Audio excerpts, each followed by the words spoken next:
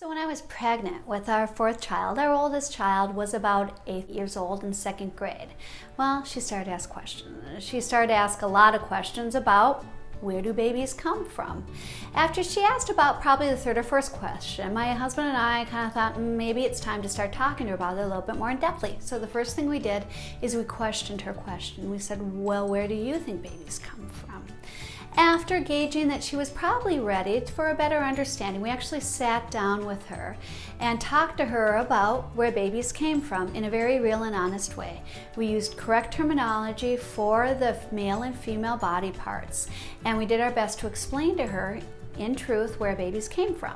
After it was all done, she pretty much shrugged her shoulders, said, okay, that's fine, and left. Well, about 2 months later, I get an irate phone call from a mother whose house said our daughter is playing at, because our daughter told her daughter the truth about where babies came from, and she was beside herself. How could this happen? And also, how did our child know the actual terms? I said, let me call you back. So I went and talked to my daughter. Turns out that she had revealed to her little friend that she had a crush on a boy in her class. She even said, I'm in love with this boy. Well, the other little girl said, well, wait a minute, then that means you're pregnant, because my mommy said that when a man and a woman love each other, a baby grows in her tummy.